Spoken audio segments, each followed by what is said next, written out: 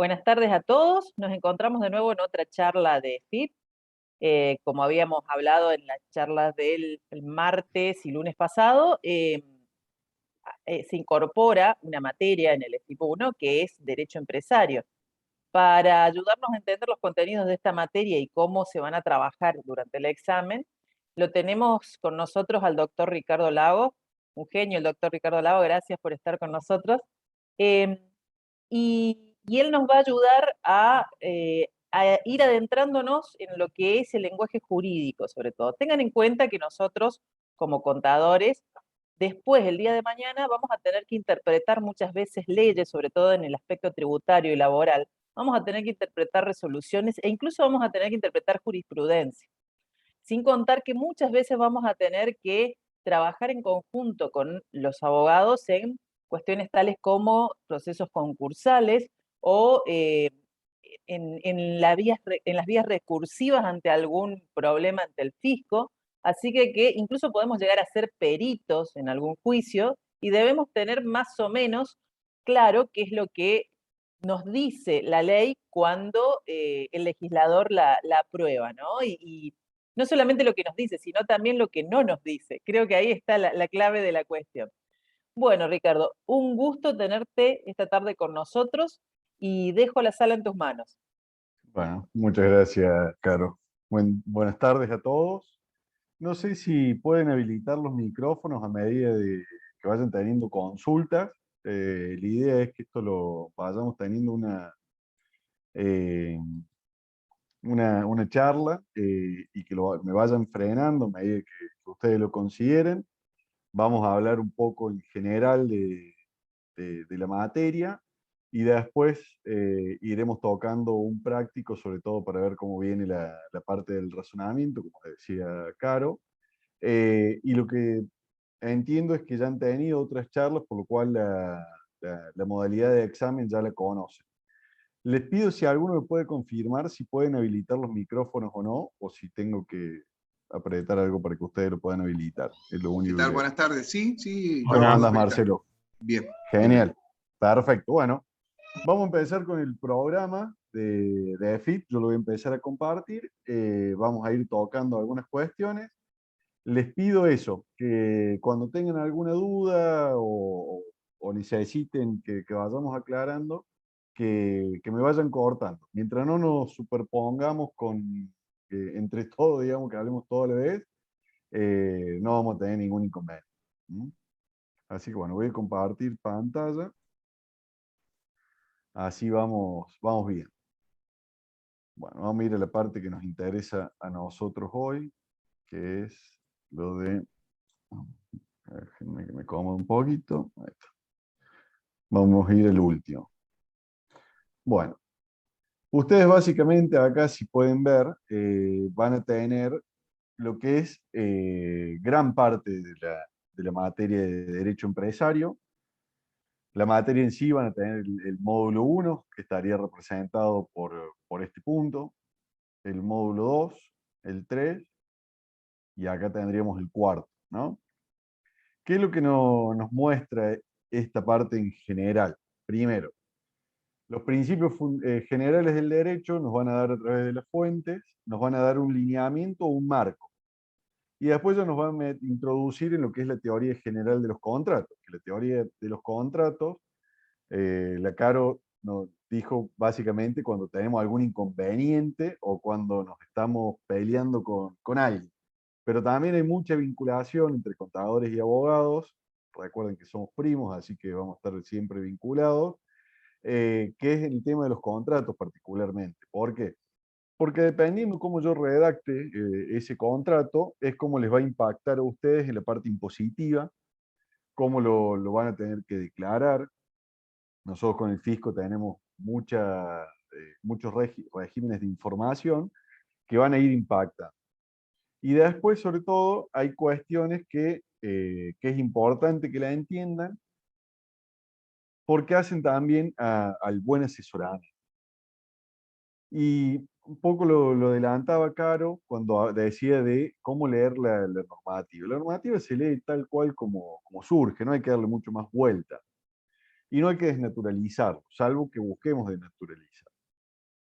Ya nos vamos a meter en el práctico, pero como para ir entrando en ritmo, una cuestión que muchas veces sucede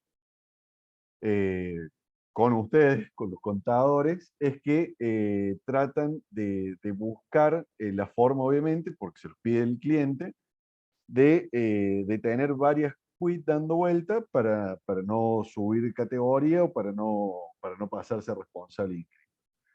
Una situación habitual es con los dueños de campo. Los dueños de campo, la familia, un dueño de todas las hectáreas de diferentes lotes, los arrienda, y si cobrara él directamente todos esos arriendos, obviamente se pasaría responsable inscrito, generándole un costo muy oneroso. Una solución que muchas veces se ve que está mal, no, no, no tiene mucha litigiosidad, pero puede llegar a tenerla, es que se hacen comodatos. El comodato, si ustedes recuerdan, es un contrato gratuito, ¿no? Entonces, se da en comodato a uno de los hijos y ese hijo es el que alquila ese lote.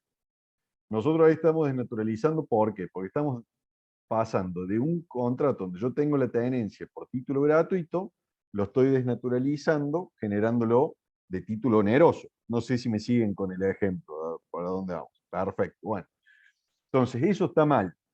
El fisco me podría llegar a venir a impugnarme eso, ¿por qué? Porque yo estoy omitiendo impuesto, porque lo que podría llegar a hacer es que sea oneroso, y al ser oneroso, el padre tenga que cobrarle un arriendo y después se haga un subarriendo. ¿Se entiende? Entonces, esas cuestiones manéjenlas porque son importantes y pueden llegar a desnaturalizar una situación. No significa que después el cliente no se los pide igual, pero ustedes siempre, a través de un correo electrónico, le dicen, mira, yo esto no te lo recomiendo por esto, por esto, por esto, por esto.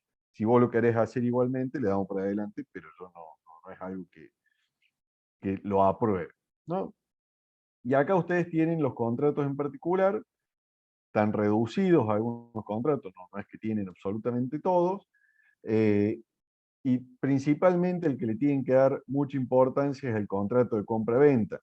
Del contrato de compra-venta se desprenden muchos de las reglas y de las cuestiones propias del resto de los contratos o que van haciendo referencia a ese contrato de compra-venta. Entonces, siempre cuando estudien, denle mucha importancia al contrato de compra-venta porque el resto tiene mucha vinculación con eso.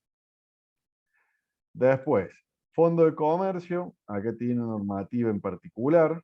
Básicamente lo que tienen que saber de fondo de comercio es que lo estamos haciendo para sacar una foto, que esa foto nos indique de dónde está, hasta dónde llega la responsabilidad de quien está vendiendo ese fondo de comercio y hasta dónde llega la responsabilidad del adquirente de ese fondo de comercio. Tiene todo un procedimiento, una ley cortita, léanlo de la ley, recomiendo la normativa, les va a ser más sencillo y a su vez van a tener de primera fuente, ¿no?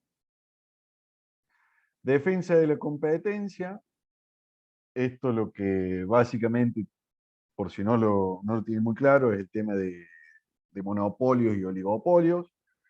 Es una norma que tiene su complejidad, se podría decir que es una norma obsoleta, no tiene mucha vida. Yo recuerdo que en la época de Macri he tenido dos casos de cartelización, pero no mucho más. A las aerolíneas se la seguía mucho con este tema, pero, pero bueno, ustedes obviamente las tienen que saber y básicamente lo que tienen que meterse bien y aprender es el tema de la posición dominante y cuándo se pueden cartelizar la oferta o la demanda para perjudicar al resto, ¿no? Después la transparencia en los negocios y compliance es muy cortito, es algo que se viene y está teniendo mucha trascendencia, sobre todo al momento de pedir préstamos.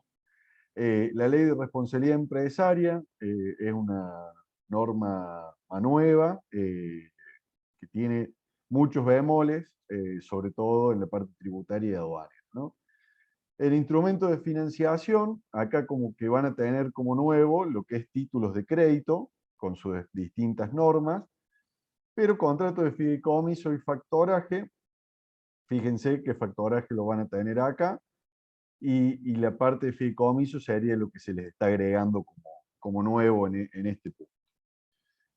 Instrumento de organización empresarial, los contratos asociativos. Básicamente estos son contratos asociativos, las agrupaciones en colaboración, después tienen los negocios en participación, las UTE, etc. Y otros contratos de organización empresarial. Son contratos muy similares, como importante acá, recuerden que son contratos no personificantes, es decir, que no estamos creando una persona como si lo podríamos hacer con una sociedad. Acá lo que se está haciendo es un contrato y se maneja como tal, similar a lo que sucede con el contrato de fideicomiso. Y esto también lo han visto un poco en sociedades, las personas jurídicas ahora, que es la documentación y contabilidad, el funcionamiento de las asambleas y algunos otros instrumentos societarios. El tema de cooperativas, arranquen directamente con lo que sería la ley de cooperativas, es más rápido, más ágil, y lo van a poder estudiar sin ningún inconveniente. ¿Alguna duda sobre el repaso? ¿Quieren que tratemos algún tema teórico que me quieran cortar? O si no, ya pasamos al práctico. Eso díganme ustedes cómo quieren que hagamos. Si alguno de estos temas no lo entendieron, quieren que los repasemos de lo que vienen estudiando, tienen una duda para utilizarlo como clase de consulta, y si no, directamente pasamos a... ¿Qué va de fideicomiso, Ernesto? Todo. Acordate, digamos, que vos tenés el código del 1666 en adelante, no son más de 20 artículos. Como importante, acordate que siempre tenés un fiduciante, un fiduciario, el beneficiario y los fideicomisarios. Es decir, el fiduciante es el que entrega o se compromete a entregar bienes al fiduciario para que éste los administre a favor del beneficiario, y una vez extinto ese contrato de fideicomiso, entregarle los bienes restantes al fideicomisario. Ahí, acordate el tema de los 30 años, la única variante en donde se puede superar esos 30 años, le establece el código cuando hay alguna incapacidad o hay alguna cuestión en particular de incapacidad de las personas, o en el caso de un fideicomiso forestal, que eso no creo que se los tomen, pero yo se lo digo para que ustedes sepan, cuando hay un fideicomiso forestal se puede pasar a 50 años. Después, otra de las cuestiones importantes del fideicomiso es que vos tenés que estructurar el mismo. Si, por ejemplo, si el fideicomiso lo estructuras a través de un instrumento privado, es decir, solamente con las firmas certificadas, vos no vas a poder adquirir bienes que necesiten ser transferidos a través de una escritura pública. ¿eh? Si necesito hacerlo por escritura pública, yo voy a tener que tener mi fideicomiso constituido como escritura pública. Ahora, ¿qué pasa si yo tengo mi fideicomiso en un instrumento privado y quiero comprar una casa? Bueno, me plantea una solución, el Código Civil y Comercial de la Nación, en el que me establece que yo debería copiar todo ese fideicomiso dentro de esa escritura y después hacer la traslativa de derecho. Después, el tema de... Creo que estoy respondiendo ahí, Elian. Y después lo otro que es importante es la cuestión respectiva a las dispensas prohibidas que tiene el fiduciario. ¿Qué quiere decir las dispensas prohibidas? Es aquellas cláusulas que no puede disponer las partes porque son de orden público. ¿Cuáles son ellas? Que el fiduciario va a tener que rendir cuentas por lo menos una vez al año. Si nosotros ponemos que sea 20 veces al año, está un fenómeno. Ahora, si yo pongo que es cada 2 años, se va a tornar nula esa cláusula y va a ser subsanable en el sentido de que lo va a tratar directamente la la ley, y la ley me va a decir, che, tiene que presentar una rendición de cuentas anual. Después tampoco va a tener como posibilidad adquirir los bienes fideicomitidos, es decir, una vez extinto ese fideicomiso, el fiduciario no va a poder quedarse con esos bienes, lo va a poder hacer después si los adquiere a través de una tercera compra, pero no directamente transferírselos a él. Y lo otro que tampoco se va a poder dispensar es por dolo culpa. Esos en términos generales sería esa parte. Ricky, Sí, perdón, te interrumpo un ratito porque acá tenemos un tema con el fideicomiso que quizás lo que no están terminando de comprender los alumnos es a nivel económico qué significa un fideicomiso.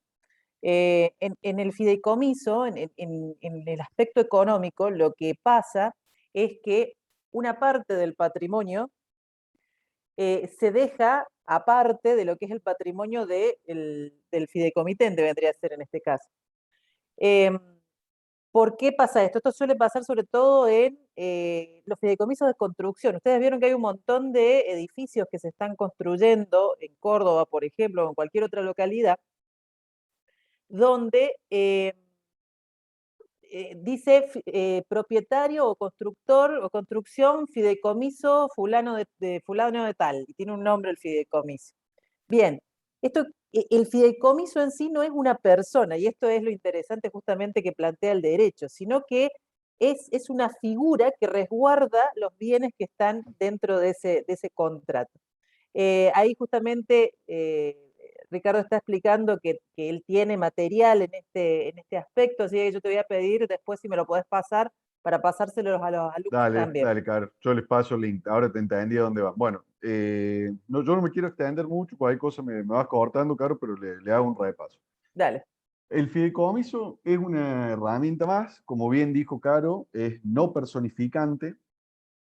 ¿Qué quiere decir eso? Que no voy a tener una persona nueva, es un contrato.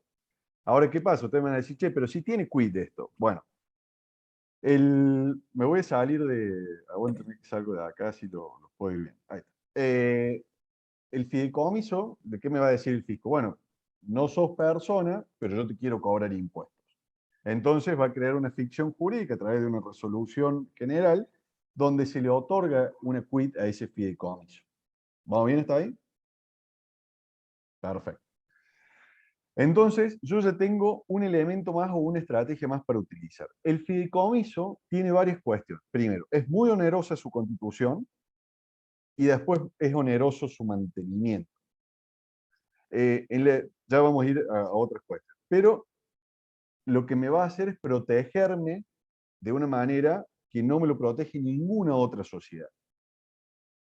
Ninguna sociedad, perdón, esto no es una sociedad, es un contrato. Ninguna sociedad me va a proteger como si me protege el fideicomiso. ¿Por qué?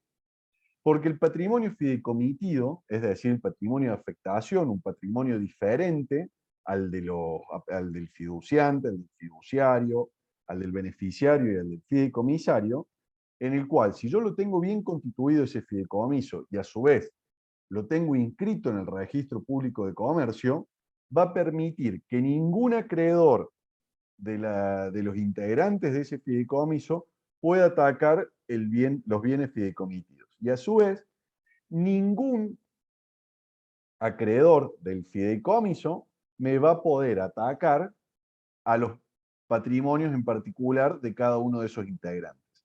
Por eso es tan común cuando se hace en un fideicomiso de construcción.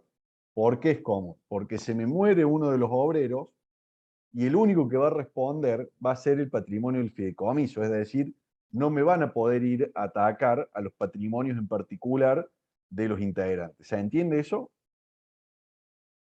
Perfecto. Eso es lo más interesante que tiene el fideicomiso. ¿Por qué es interesante? Justamente porque no hay ninguna sociedad que me permita eso. Lo trataron de generar con la SAF. Entiendo que ustedes han hecho personas jurídicas, por eso lo hablo así. Las sociedades anónimas simplificadas, por acción simplificada, lo que hacen es una combinación entre una SA y una SRL. No tenemos jurisprudencia prácticamente, entonces no sabemos cómo van a responder realmente, porque es un híbrido. Ese híbrido, en teoría, va a responder solamente por el capital social, que son 2 salarios mínimo vital y móvil. Dependiendo en qué momento se han constituido, ese salario mínimo vital y móvil puede ser o muy escaso o que se vaya incrementando. Personalmente pienso que eso lo van a declarar como inconstitucional y van a poder ir contra los socios, a diferencia de lo que pasa con el fideicomiso. Otra sociedad que le encanta mencionar a mis colegas es la SRL. La SRL es la peor sociedad que ustedes pueden llegar a recomendar. ¿Por qué? Porque la sociedad de responsabilidad limitada es linda si la sociedad de responsabilidad limitada hace lo suyo. Pero al ser una sociedad de personas, lo que va a ir generando esa sociedad de responsabilidad limitada es que esas personas empiecen a confundir el patrimonio. ¿Por qué? Porque les van a decir, sobre todo ustedes que son contadores, les van a decir, che, no quiero pagar todo lo que me sale a mí para que me otorgue dividendos y me ingrese a mi patrimonio.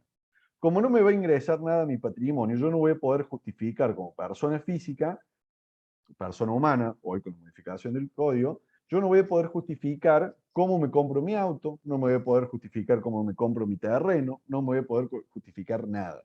Entonces, ¿qué va a empezar a suceder? Todo eso lo voy a empezar a adquirir con la sociedad, porque la sociedad es la que le está ingresando el dinero, ¿estamos? Y la única que va a poder justificar esos bienes es la sociedad.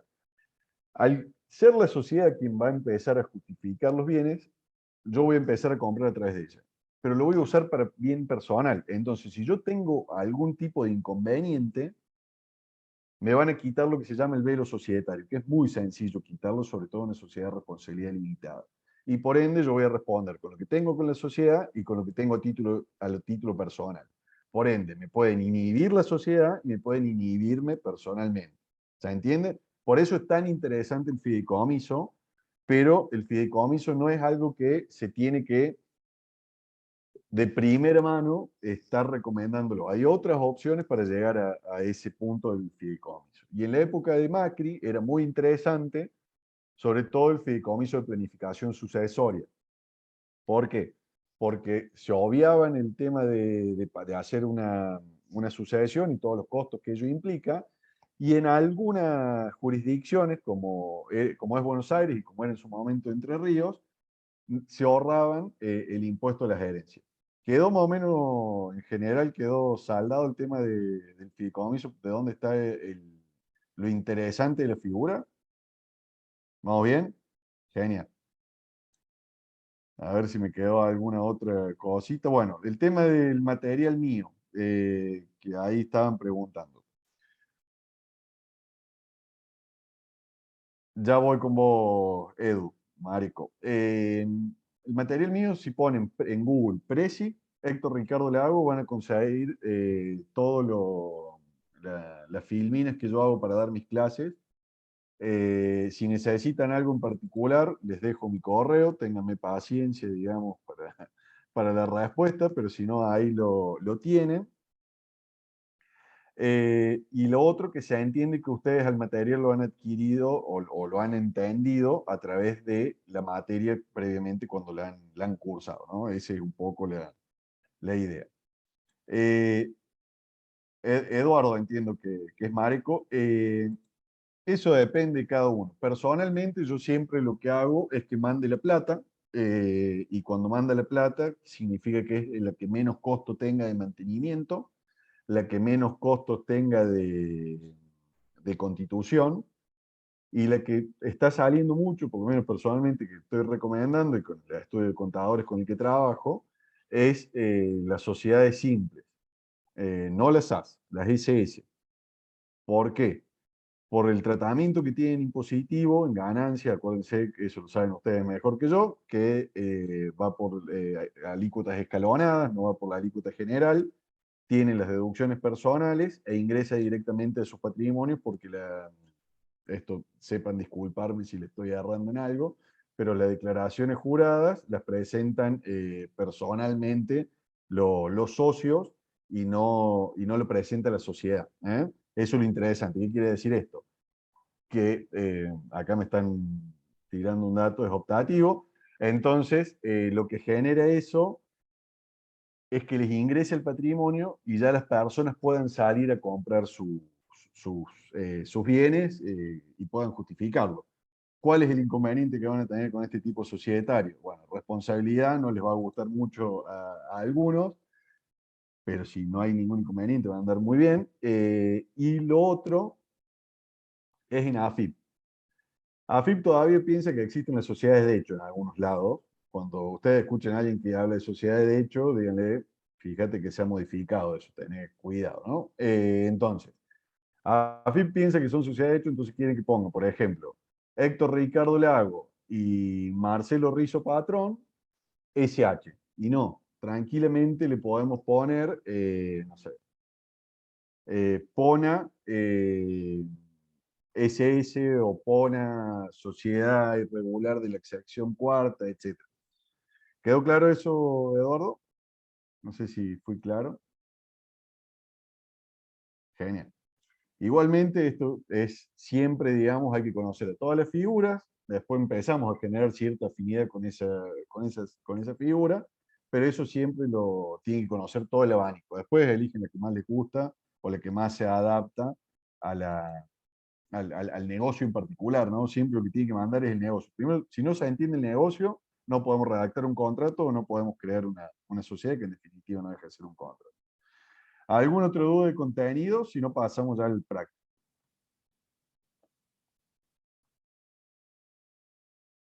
¿Estamos bien? Si se me aburren, me avisen. Así no hay problema. Vamos entonces con el otro, con el práctico. Vamos a poner un práctico. Este lo vamos a ir desarrollando entre todos. Yo no lo he visto. Me lo bajé de una página donde a lo mejor han consultado algo en algún momento. Yo me lo bajé de ahí. Y lo vamos a ir revisando sobre todo para entender. ¿Estamos? Lo que necesito es que acá empecemos a tener un poco más de dinámica, porque si no me voy a aburrir yo también. Entonces, empiecen a habilitar sus micrófonos y vamos charlando. ¿Estamos? Vamos a arrancar. ¿Qué dice? Juan González. Acá tenemos un dato importante, que es una persona, que tiene 21 años de edad. Marcelo, ¿qué significa si tiene 21 años de edad? ¿Qué conclusión puedes sacar? Es mayor de edad, o sea, Vamos, perfecto, es mayor de edad. Entonces, ahí ya tenemos un dato que es importante. Quiere decir que lo que él firme va a tener validez, por lo menos a primera vista. Después pueden haber 80.000 cosas por detrás, pero bueno, a primera vista, ande bien. Oriundo de la provincia de Salta, por ahora no me dice mucho, decide venir a Córdoba a estudiar la carrera de contador público. Decide uno de ustedes. Por ahora sigue sin interesarme, digamos, mucho la vida de Juan González, más que la edad y el nombre. A los fines de instalarse en la provincia, el día, a ver. Claro, Ángel, y según la Andricina le gusta ser poeta, digamos. Eso podemos sacar esas dos conclusiones de los Alten, no, bueno, que no se me ofenda nada. El día 23 de febrero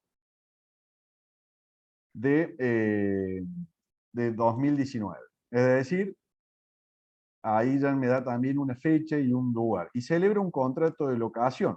¿Ah? ¿Qué hubo nuevo en el contrato de locación? A ver si alguno me dice. Mariano, que te veo ahí medio oscuro. Mariano Luzni. Tira cualquier cosa, lo que se te ocurra siempre es bienvenido antes que se callado. ¿Qué pasó en el contrato de locación? La verdad no se me ocurre nada. Está bastante discutida la cosa. Están saliendo noticias por todos lados. ¿No se te ocurre nada? ¿Fue criticado algo que hicieron en el Senado?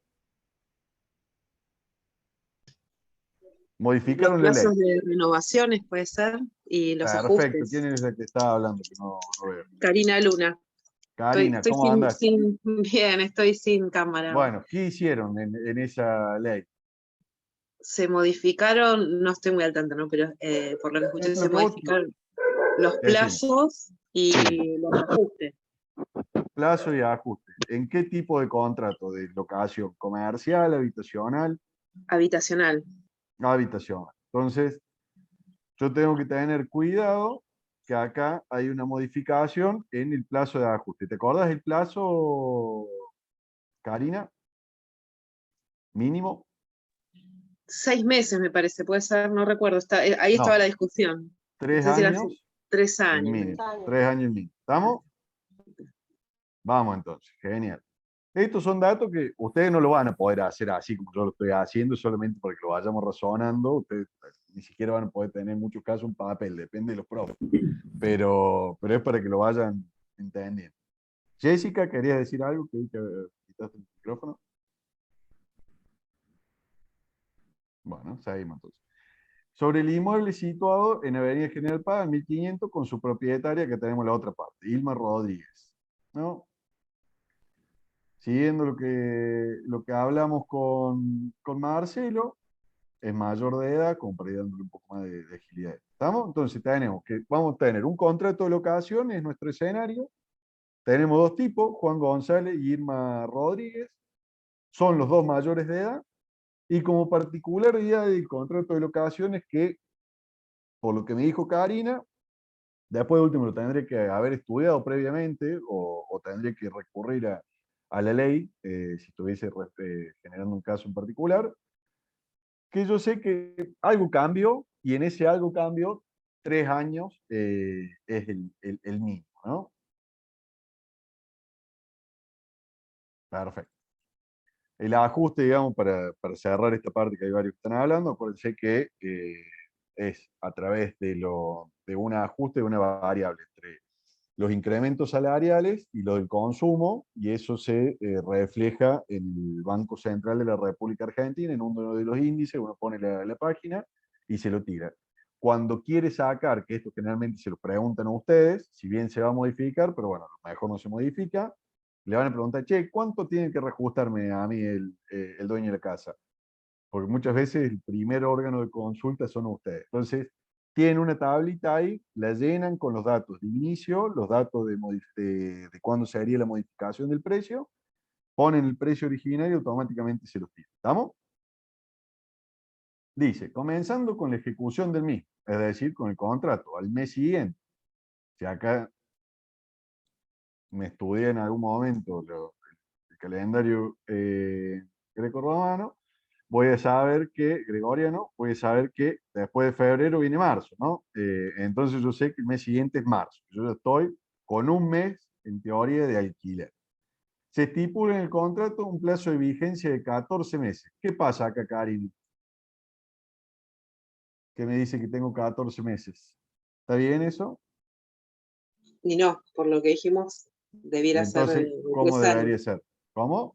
Por 3 años debiera ser. 3 años. ¿Cuánto es 3 años? Ustedes que son contadores más 36 rápidos que meses. yo. Muy bien, 6 meses. Ustedes son una calculadora andante, para mucha gente, bueno, yo lo voy a usar para eso. Contados a partir del mes de marzo de 2019. Es decir, si le hago sencilla al cálculo, yo voy a empezar a decir, che, de marzo a febrero, hasta el 28 de febrero, supongamos, de 2020 voy a tener un año. A febrero de 2021 voy a tener 2 años. Y a febrero de 2022, este año se le venció el tipo, voy a tener los 3 años. Entonces esto tendría que vencer en febrero de 2022. ¿Qué es lo que nos dice la normativa? Que si hacen un contrato por 14 meses de manera habitacional o menor a 3 años en realidad, se entiende que se hizo por 3 años. Por ende, ahí vamos a tener una cláusula que se va a subsanar con el mismo código al requerimiento de parte, ¿no? O sea, el inquilino va a tener que decir, che, vos acá estás haciendo algo mal. ¿Qué es lo que estás haciendo mal? Y pusiste una cantidad de meses que no se condice con la normativa. Me van a llamar a mí, me voy a ganar un par de honorarios y vamos a quedar todo chocho porque el tipo se va a quedar. Ahí estamos, vamos bien, ¿no? Dice, así también, en relación al pago de la renta mensual, se acuerda que los pagos serían del 1 al 10 de cada mes y en una oficina situada en calle Colón al 700, barrio centro de la ciudad de Córdoba, también de propiedad de la señora Rodríguez. Es decir, que yo le voy a pagar directamente al dueño del inmueble. ¿Está? Entonces, ¿me interesa por ahora la dirección de pago? No, porque me interesaría si hay una discusión dónde tengo que pagar. ¿Ah? Por ahora no me interesa. Estoy marcando algunas cuestiones que pueden llegar, esto obviamente ustedes lo van a hacer todo rápido, yo lo estoy haciendo mucho más lerdo, mucho más despacio, pero es solamente para que lo vayan razonando y vayan entendiendo cómo se genera el razonamiento. Pero esto lo van a hacer taquito cuando estudien bien la mate. Dice, el señor González, inquilino, cumplimentando con lo dispuesto por el contrato de locación, pago todos los meses en tiempo y forma. Bueno, se ve que acá hay alguna cosita, lo voy a marcar por la duda, porque me dice que González pagó siempre a tiempo, es decir, del 1 al 10, y en la oficina que me puso el señor Rodríguez. Teniendo en su poder todos los recibos, es decir, hizo los deberes este muchacho y tiene todos los recibos de que fue haciendo los pagos, que así lo creí. Okay. En octubre de 2019, si yo pongo que es de marzo de 2019, tengo abril, mayo, junio, julio, agosto, septiembre y octubre puedo tener entre 6 y 7 meses, ¿no? Dependiendo cómo lo tomo. No nos vamos a meter ahí, no nos vamos a poner en fino, pero dependiendo cómo lo tomemos, pueden haber Profesor, transcurrido, sí, ¿yo puedo hacer una consulta sobre el pago? todas las que vos quieras. Si los pagos se comienzan a hacer por transferencia, ¿tiene que estar determinado el contrato? Mira, vos tenés dos cuestiones. Si yo digo, primero hay una máxima, quien paga mal paga 2 veces. ¿Está? Esa máxima tenedla siempre en cuenta. Si yo establezco por contrato que voy a hacer transferencia de determinado CBU Sí, y yo lo pongo, ¿qué es lo que me genera de lindo eso? Si yo soy el inquilino. Que todo lo que yo transfiero ahí, si yo tengo el comprobante de transferencia, no me hace falta que el dueño del inmueble me dé nada, porque yo ya puedo comprobar que hice esa transferencia. Ahora, si yo establecí que voy a hacer el pago en efectivo y lo voy a hacer en determinado lugar, después sería muy sonso de mi parte si no hago una adenda a ese contrato, es decir, si hago una modificación acordada entre las partes en la que yo puedo hacer la transferencia. ¿Está? bien. Al revés, lo mismo, digamos, ¿no? Ujú. Obviamente, en este caso, que es muy burdo, como lo estamos mostrando, no sé ¿cómo se llama quien me habló? Karina. Karina Karim. Luna. Eh, es muy burdo, digamos, lo va a poder comprobar, pero en algunas otras situaciones no. Sobre Bien, todo quien te recibe el pago. Si vos tenés un inmobiliario en el medio, vos le tenés que ir pagando, tenés que decir, por ejemplo, Mariano Luzni es el autorizado a firmarte los recibos en mi nombre. Ahora, si te lo firma Jessica La Centra y capaz que estés mal, ¿eh? Esas cuestiones siempre son importantes. La literalidad del contrato hay que tratar de respetarla, sobre todo si hay algún conflicto. ¿Eh? Dice, en octubre, no sé si respondí, Karin, en tu pregunta. sí, clarísimo. Gracias. En octubre de 2019, al regresar de una licencia de 2 meses, la señora Rodríguez, recordemos, señor Rodríguez, dueña del inmueble, decide hacer un control de todas las rentas que tiene activas, ya se ve que es una terrateniente esta mujer, y advierte en su sistema de gestión que le están faltando 2 meses de la propiedad rentada por el señor Rodríguez. Bueno, acá parece que tenemos un conflicto. Más precisamente los meses de agosto y septiembre, los dos últimos, o tenemos que ver si son los dos anteriores, hay que ver si los pagó octubre o no. Esto está medio mal redactado, pero bueno, dependiendo cómo sería eso, son los últimos dos o uno. A ver, perdón que acá Félix dice, ¿la ley nueva de alquileres obliga o no a cualquiera de las dos partes a informar a AFIP la celebración de este tipo de contratos? Sí, lo tenés que informar más que por la normativa, es por una resolución de AFIP, Félix. ¿Eh? Y tenés que, obviamente, digamos, vos vas a ver el precio, va a ser sobre todo donde les van a consultar a ustedes, porque dependiendo del precio es que si te impacta el ingreso bruto, no te impacta el ingreso bruto, dependiendo de cada provincia, obviamente te va a impactar en la facturación y demás, ¿no? Y obviamente todos los impuestos que ello conlleva. Bueno, listo. Seguimos con esto. Dice entonces, precisamente los meses de agosto y septiembre. Entonces yo puedo ver que acá hay un conflicto en que uno de los tipos me dice, che, pagué todo, el otro me está diciendo, me faltan 2. ¿Ah? Ante dicho suceso, la señora Rodríguez, luego de llamar por teléfono al locatario y no ubicarlo, inicia el juicio de desalojo por falta de pago. O sea, acá yo tengo un juicio de desalojo que me lo permite la normativa, está establecida dentro de, si bien es una... Ustedes acuérdense cuando vieron la parte constitucional que tienen leyes de fondo y leyes de procedimiento, ¿no? Si bien es lo que el código establece, sería más de procedimiento, pero bueno, lo está estableciendo el código de fondo y me permite el desalojo por falta de pago. ¿Se entendió hasta ahí el práctico? Bueno, ahora yo voy a hacer las preguntas y tienen que responder ustedes. Yo no les voy a regalar la nota, digamos. Se tienen que ganar ustedes. Dice, consignas a resolver. En relación al plazo de vigencia de dicho contrato de locación, ¿pueden convenir una locación urbana por el plazo de 14 meses? Fundamente su respuesta. ¿Qué decimos de eso? Lo hemos Y ahí, venido tratando. A ver, ahí Natalia. diríamos, Decir Karin, perdón. ahí diríamos que no, por lo que hablamos en el primer punto, que ¿Y qué sería entonces?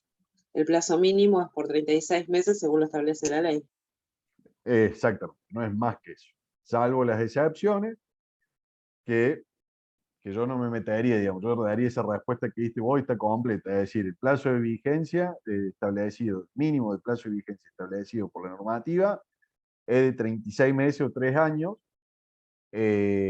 no es indisponible por las partes, porque una norma o un artículo de orden público, es decir, que no lo puedo disponer, y ahí estaría. A lo sumo, si quieren agregar algo, te pueden decir, ¿qué quiere decir esto? Bueno, que la norma establece un plazo mínimo y un plazo máximo. Es decir, que la autonomía de la voluntad de las partes va a ser acordar un plazo entre ese mínimo y ese máximo, pero no se van a poder ni hacer ni un plazo menor al establecido por la normativa, ni uno mayor al establecido por la normativa, porque automáticamente sería habría que modificar ese contrato o alguna de las partes podría pedir su readecuación de manera judicial. ¿Estamos? Vamos con el otro. Dice, ¿qué relación establecería usted entre el principio de autonomía, bueno, este ya se le dije yo, entre el principio de autonomía de la voluntad de las partes y lo establecido por la norma que regula específicamente estos contratos? Igualmente, para reasegurar, vamos ahí a preguntarle a Cristina Caballero, que está con ayuda, que son 2 ahí en vez de 1, a ver cuál es la respuesta a esta consigna.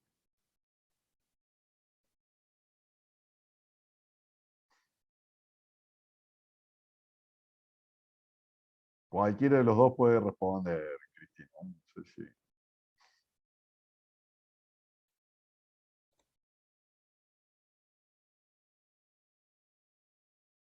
Me parece que no se están animando, Ricardo. Ya lo vamos a hacer y va a quedar tranquilo.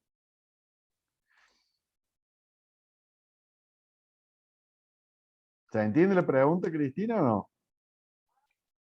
Ahí lo interrumpo yo, profe, un segundito. Yo Sí. no entiendo la pregunta. ¿Qué relación establecería, dice? Usted, sí, entre el Sí. principio de autonomía y la voluntad de las partes y lo establecido por la norma que regula específicamente estos contratos. Te la dije yo recién. Si no, no me están dando mucho bolilla. Es solamente para eso, para asegurar si me están escuchando o no. ¿Vamos, Cristina, o no? Profe, ¿tiene que ver ¿Habilitaste? con esto que decía Sí. de la indisponibilidad de las partes? A ver, decime, Cari. A ver, ayúdale, tirarle un salvavidas a Cristina ahí que, que no me hable. Que el plazo, los plazos mínimos y máximos no pueden estar definidos por las partes, sino que está establecido por la normativa. Entonces, Entonces, dice qué relación establecida. No hay autonomía, entonces no tiene autonomía de voluntad. ¿cómo que no? En las partes, digo, es Sí, tiene autonomía de la voluntad. Lo que te dice la normativa es que confirmar. entre 3 y 20 vos podés poner como quieras, Ah, ok. Entonces, ¿qué pasa? Se te limita la autonomía de la voluntad. Se te Perfecto. limita a eso. ¿Ah? Es decir, se te limita que vos el plazo lo podés fijar entre un mínimo y un máximo. Entre Bien. todo este espacio que hay acá, vos podés moverte por donde vos quieras y hacer lo que a vos se te ocurra con la otra parte. ¿Se entiende? Entonces, deberíamos contestar que es una autonomía limitada. Exacto. ¿Cuál es la relación? Que las partes tienen autonomía de voluntad, esa autonomía de la voluntad la van a tener limitada a pactar un convenio con un plazo entre un mínimo y un máximo. Perfecto. ¿Estamos? Gracias. De nada. Dice, ante la falta de ese dinero en su sistema de gestión, ¿puede la señora Rodríguez iniciar una acción judicial? Acá sí, puede iniciarlo y sería a través de configurarse que están los 2 meses de pago. Después la otra no la vamos a hacer porque es, digamos, un poquito más procesal, pero básicamente para que ustedes las entiendan en esta última parte es, lo puede hacer, sí, tranquilamente lo puede hacer porque ella considera que le faltan dos recibos o que le faltan 2 pagos. La normativa de fondo me lo permite, tendría que hacer tal cual acá lo escribieron, Fernando Pérez, mando una carta de documento, si el tipo no me... Acuérdense que si bien está la mora automática y se puede pactar, siempre es necesario enviar una carta de documento.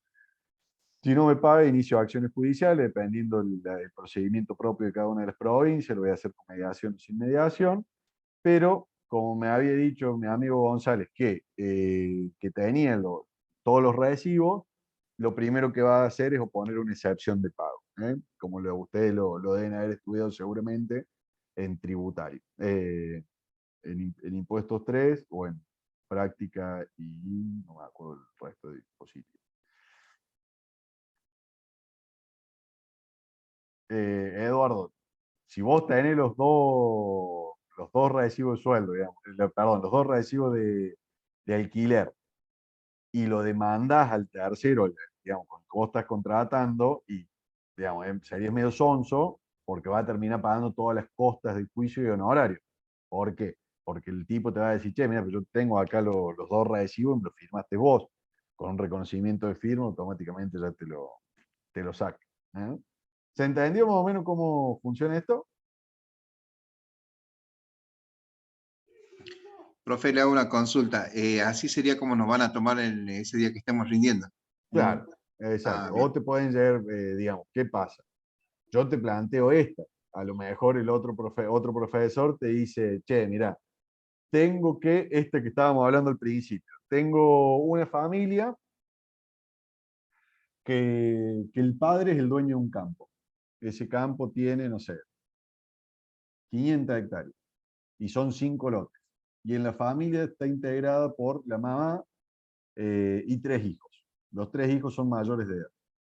El padre, si alquila las 500 hectáreas, se pasa responsable e inscripto y no tiene ganas. Tiene ganas de ser monotributista. Bueno, ¿cómo lo plantearías vos? ¿Qué contrato harías en ese caso? Ah, yo tengo que decir qué tipo de contrato haría. Claro, por ejemplo, ¿qué contrato harías, Marcelo? ¿O qué solución le darías a esta familia? Hace rato lo dijo usted al principio, pero no, Yo dije una que está mal, digamos, pero tengo un montón de varias. no.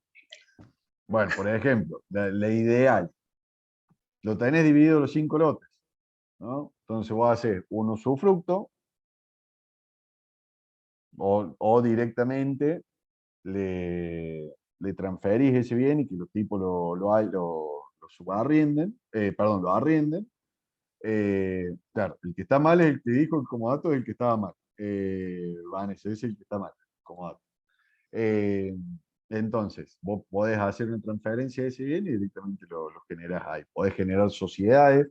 En una época, por ejemplo, como era muy caro la transferencia de los inmuebles, por ejemplo, yo compraba un campo y me hacía una sociedad. Y después lo que hacía era vender esa sociedad y no pagaba todos los costos que tiene la transferencia de un inmueble. Porque la sociedad, recuerden que va a seguir siendo nominal el capital social, Entonces, lo puedo jugar de esa manera y es mucho más sencillo. Entonces, por ejemplo, esa puede ser otra. A ver, acá hay que preguntar. Cristina, claro, el usufructo es vitalicio. También se puede extinguir por otras cuestiones propias del usufructo. Ese es un convenio, perdón, es un derecho real que es interesante que lo conozcan. Si bien no está dentro de lo que es EFIP, estudienlo porque les va a llegar mucho. No sé de qué provincia son. Si son de Córdoba, Buenos Aires, Santa Fe, van a tener mucho de eso, Entre Ríos. Eh, Después, por ejemplo, puede ser un fideicomiso, Marcelo, lo puede estructurar de esa manera, y ya sea un fideicomiso de planificación sucesoria. Tucumanos, ahí lo tienen a oficial Gordillo con sándwich milanes, ahí ya me mataron más o menos. Pero, eh, si yo tengo 2 terrenos y cedo uno a mi hijo, y AFIP me pide que pague bienes personales, ¿cómo tengo que hacer en ese caso? Y consultarle a un contador, porque en este caso yo no les voy a poder responder. Entiendo que depende cuánto sea el valor de esos terrenos, si y cómo cómo sería esa cesión. Si, si lo hace a través de un usufructo, la nuda propiedad va a tener un valor y el usufructo va a ser otro valor. Si mal no tengo entendido, creo que lo presentan de manera individual por estos montos divididos. Pero bueno, eso lo van a tener que estudiar un poco más. Sí, con un contrato con su hijo. Tenemos bastante variado, desde el tierra del formeo. ¿Alguna duda, alguna consulta que me quieran hacer? Mientras estamos acá. ¿Se entendió más o menos cómo es la cosa con los prácticos, ¿no? Le plantean eh, una cuestión, un marco, ustedes tienen que encuadrarse dentro de ese marco y ahí empezar a- a resolver, es decir, no hay una respuesta correcta. eh, si ustedes lo fundamentan bien, todas las opciones son correctas. Eh, yo, por ejemplo, estoy en contra de las SRL, pero si alguien me plantea constituir una SRL por X razón, la tengo que aceptar tranquilamente porque es algo que se puede hacer y tiene eh, sus cuestiones, ¿no? Esa parte, Marcelo, a vos te muestra en la pantalla tal cual como te la mostré yo. Vos no la podés manipular como yo la manipulé. Eh, y vos lo tenés que resolver, va a tener 15 minutos. En esos 15 minutos vos lo tenés que ir masticando, dependiendo del profesor. No está permitido, pero algunos profesores lo permiten. Podés tener una hoja e ir anotando alguna ayuda de memoria, ¿no?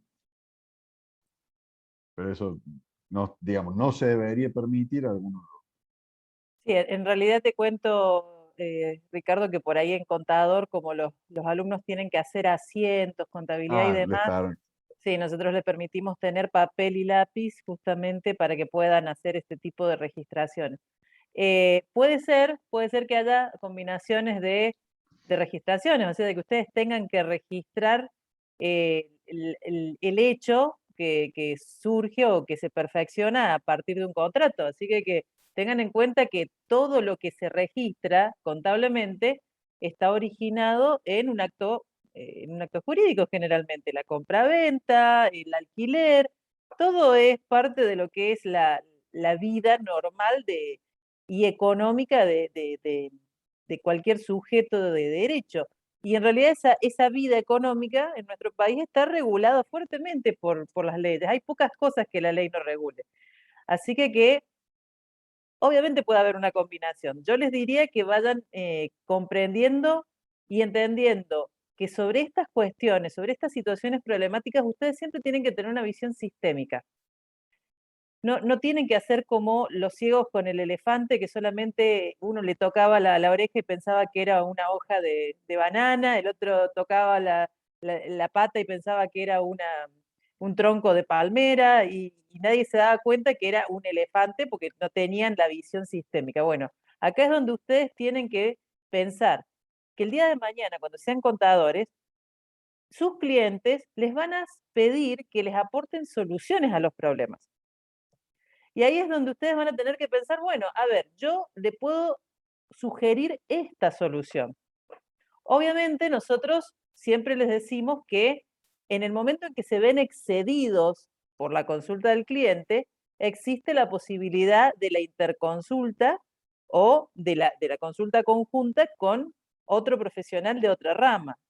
En este caso, en el derecho es muy habitual que los estudios sean jurídicos contables. ¿Por qué? Porque justamente necesitamos de los dos.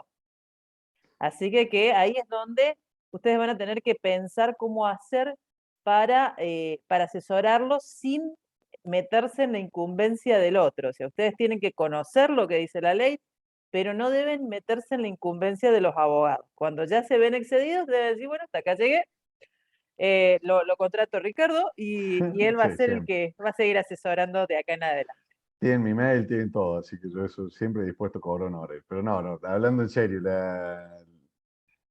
muchas veces les va a pasar que le van a, o sea, ustedes no van a querer meterse en el trabajo de otro, pero muchas veces los van a poner en aprieto sus propios clientes. Eso tengan cuidado, como bien les dijo Caro, y sobre todo que no hay una solución única. Depende siempre el caso en particular.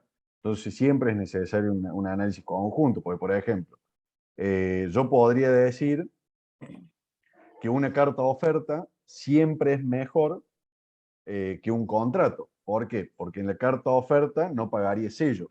Pero por ejemplo acá en Córdoba, dependiendo para qué use esa carta de oferta, puede ser que si yo hago para un arrendamiento rural y es la única actividad, a lo mejor el impacto impositivo a través de ingresos brutos sea mayor si no pagan sello, a que si lo pagan sello, que se lo pueden tomar a cuenta y van por una alícuota reducida. Entonces, ese tipo de cuestiones es, primero, un estudio en conjunto, como bien dijo Caro, y lo otro es que depende de la situación en particular. No, no toda solución es buena para el otro. ¿Qué es lo que quiero decir?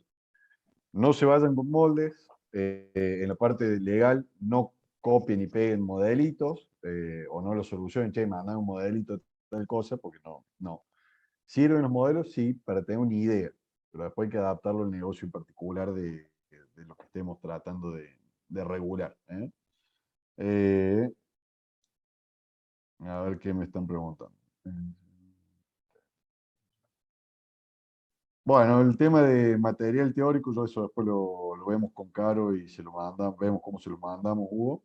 De antemano te digo que podés hacer esto que te digo yo. Fíjate en Google, pone Prezi con Z, Héctor Ricardo Lago, y te van a salir eh, las filminas que yo uso en clase. Te van a salir otras materias también, pero bueno, tenés la de Derecho Empresarial. ¿Cómo sería un caso de agrupaciones en colaboración? Bueno, los contratos colaborativos, ustedes lo van a encontrar generalmente en el mundo ordinario, como yo invento, porque son contratos extranjeros. Y básicamente lo que se hace es establecer en una parte productiva qué hace cada parte y quién se hace cargo de determinado proceso productivo y también quién va a declarar o quién va a vender y van a usar su determinada, pues es un contrato en el que se establecen pautas de qué hace cada uno, no es más que eso. Y en el parcial te entra, en el examen, digamos, perdón, en la EFIP te entran todos los puntos, Eduardo. Depende el práctico que ponga en ese momento el profesor, es lo que vas a rendir, pero no es que vas a tener un solo caso en particular, y que yo te voy a decir que estudiate fideicomiso solamente, porque si no, no tendría sentido que estén el resto de los puntos del programa, ¿no? Van todos los puntos del programa, porque yo aparte, en el práctico, te puedo tomar fideicomiso, pero una vez que vos pasaste fideicomiso, te puedo preguntar de todo el resto de los puntos de derecho empresarial. ¿No? ¿Alguna otra duda?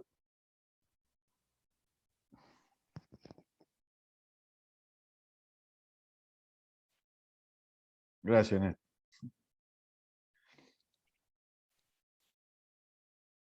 Fondo de comercio. Van a ver siempre el fondo de comercio, lo que le van a querer es un negocio. Por lo menos lo que yo he visto siempre es el kiosco de la esquina. Te viene y te dice, che, quiero vender el fondo de comercio. Te van a decir, te va a meter un costo de fondo de comercio que no tiene sentido y lo único que vas a vender es el nombre, que seguramente no lo tenés registrado, y vas a vender la mercadería. Entonces, haces un contrato de compra-venta de activos y lo solucionas. Si lo que querés hacer es, obviamente, una transferencia de fondo de comercio de manera pactada, como dice la normativa, es todo un proceso que se hace dependiendo de la provincia, puede ser en tribunales o puede ser en los registros públicos de comercio directamente. Se hacen una serie de notificaciones y se transfiere todo el negocio en sí. Muchas veces utilizado cuando hay alguna habilitación en particular que no queremos que esa habilitación perder. Entonces ahí sí hace falta una transferencia de fondo de comercio, por ejemplo, no sé, tengo un acopio en el medio de la plaza. Bueno, seguramente si hago un nuevo acopio, me van a decir, che, tenés que irte a las afueras de la ciudad. Entonces, si yo quiero seguir estando en medio de la plaza, hago una transferencia de fondo de comercio. No te entiendo, Ernesto, ¿qué me estás preguntando ahí?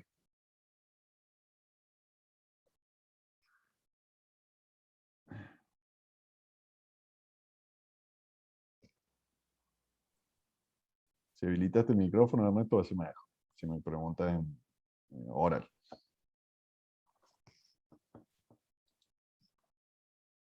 No te estamos escuchando, Ernesto, se está hablando.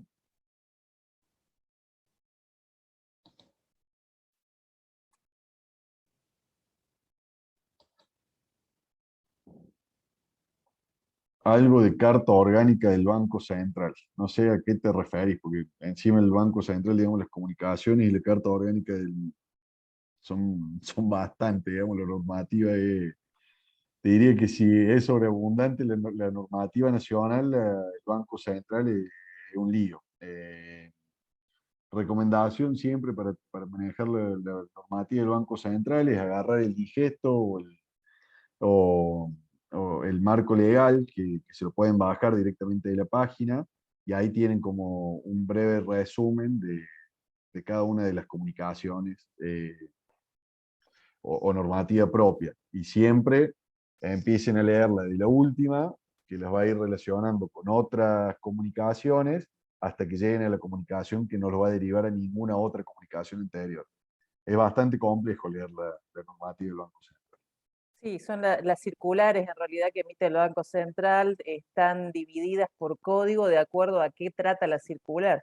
Por ejemplo, las circulares OPASI se refieren a las circulares, a las operaciones pasivas del banco y a la determinación de tasas de esas operaciones pasivas.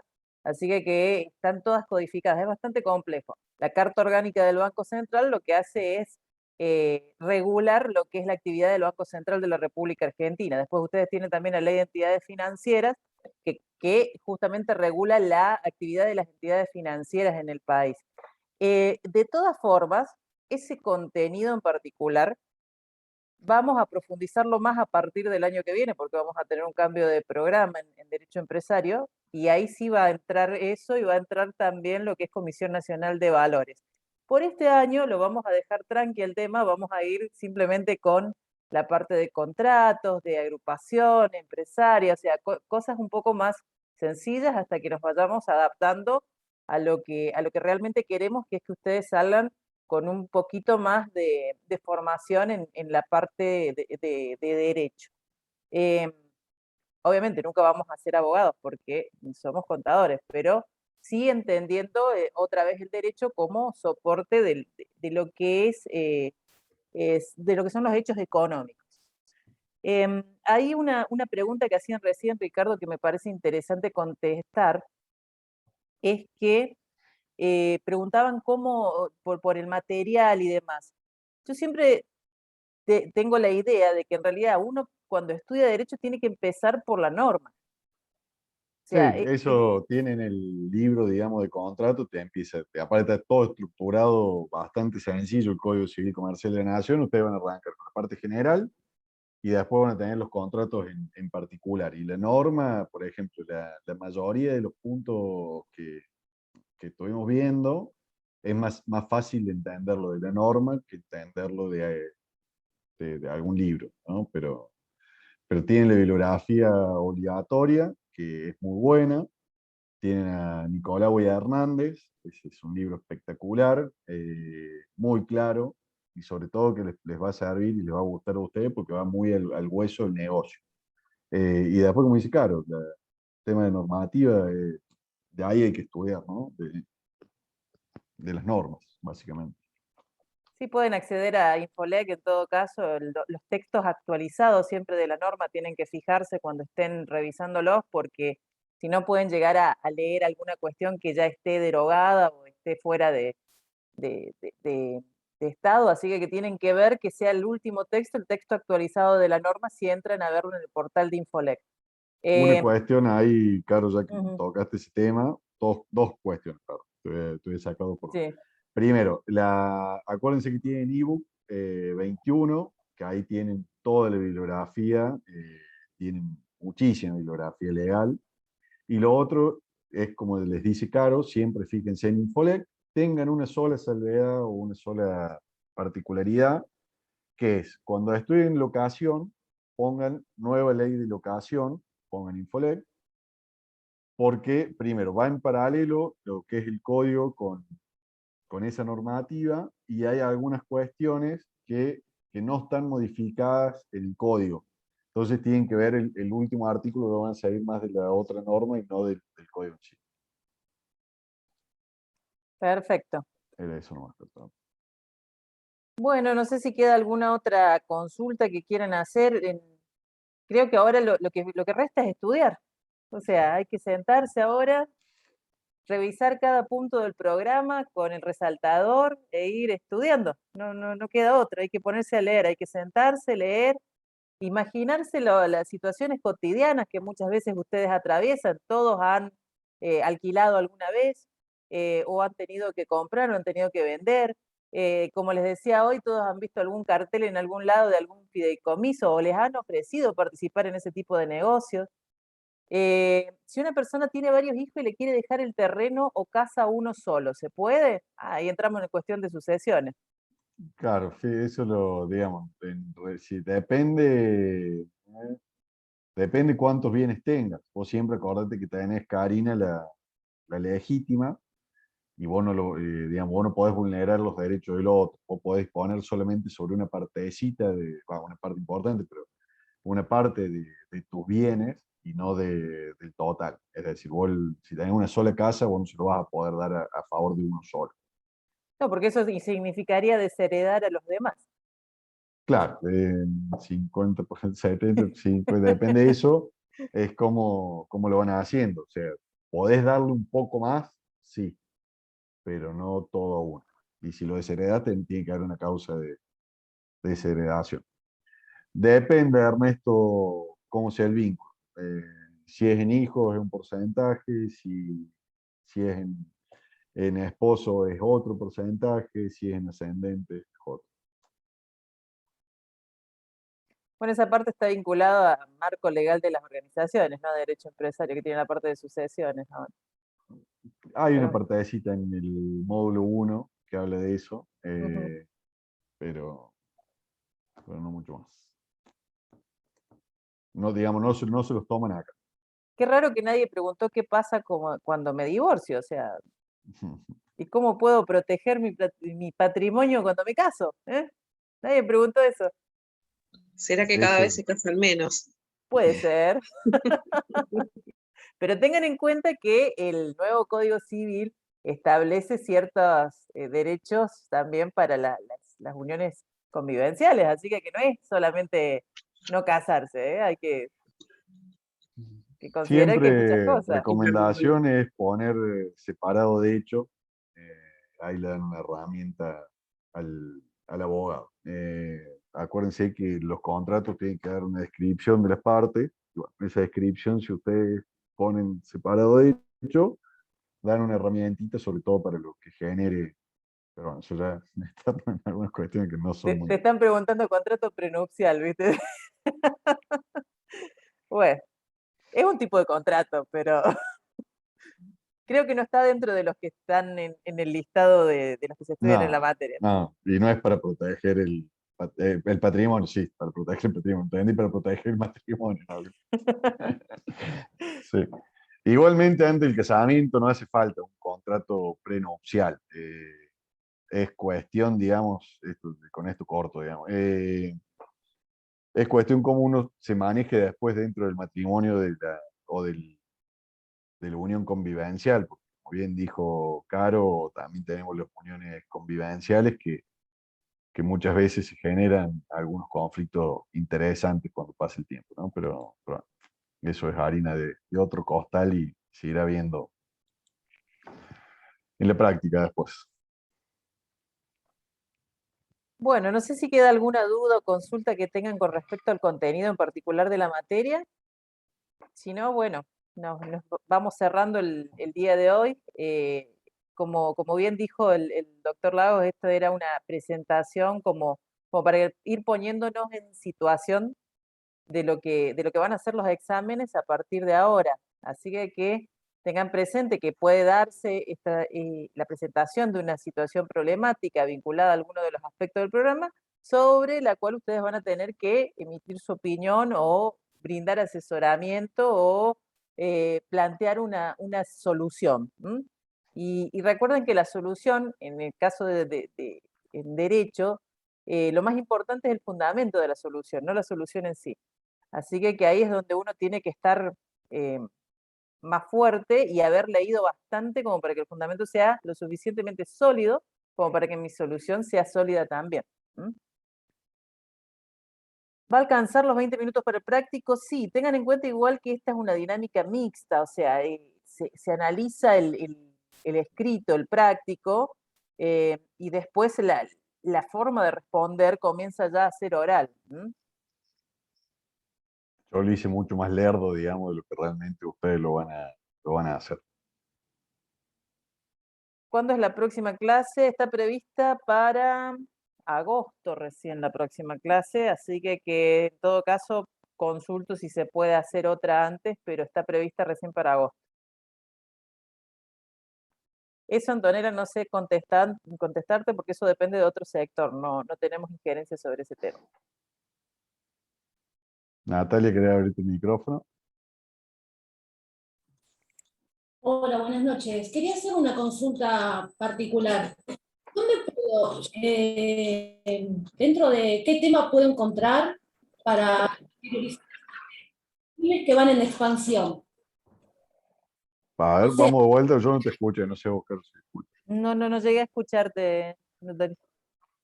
¿En qué lugar o bajo qué tema me puedo interiorizar sobre, por ejemplo, una pyme que va en expansión? Por ejemplo, que una pyme se quiera convertir en una sociedad y todo eso, para resguardar el capital.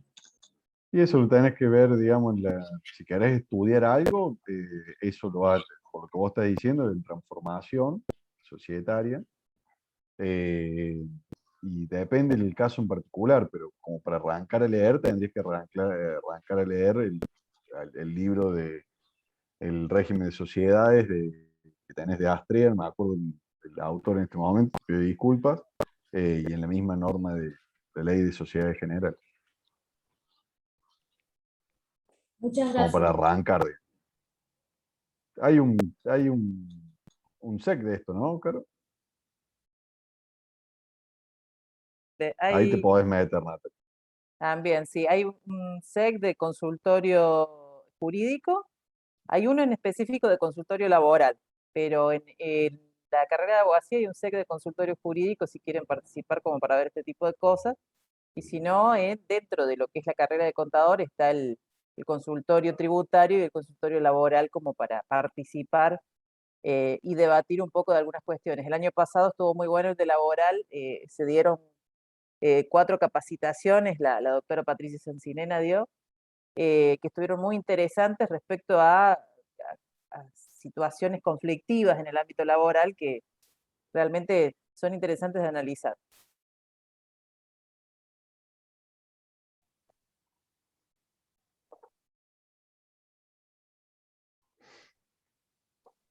¿Se puede cambiar siendo un SRL a un SA? Sí. Sí. Al revés, más complejo, depende del registro público que toque. En algunos se puede, en algunos otros. Yo después les paso el dato de cómo acceder a esos consultorios. En este momento, por ejemplo, el consultorio tributario, justo en este momento, disculpen que coincidió la clase, en conjunto con la FIP está llevando adelante un seminario en el cual se están tratando diversos temas relacionados a seguridad social, a tributación y demás, pero desde la óptica de AFIP. Ya pasaron 4 clases, esta es la quinta y mañana es la sexta y última.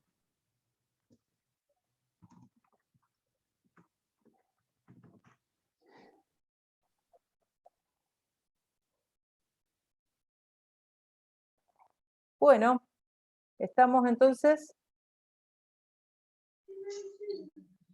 No, de un SRL a una sociedad simple, no. Digamos, te queda una sociedad irregular si no llegas a hacer, digamos, hay diferentes supuestos, no sé quién pregunta. Eduardo, hay diferentes supuestos en los que se te convierte en una sociedad irregular, pero como una sociedad simple propiamente dicha, no.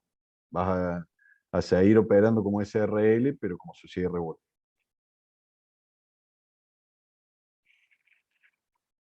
Bueno, ahora sí, muchísimas gracias. Espero que todos hayan consignado la asistencia porque es a través del mail, de la dirección de mail que mandaron en la asistencia que les vamos a estar disponibilizando esta y todas las clases anteriores. Así que espero que la hayan puesto bien, porque a veces no la consignan correctamente, después me dicen, pero profe, no me llegó, y no, si no escriben bien el mail no llega. Así que bueno, gracias entonces por estar el día de hoy y gracias Ricardo, realmente excelente la clase y esperamos tenerte más seguido con nosotros. Cuando quieras.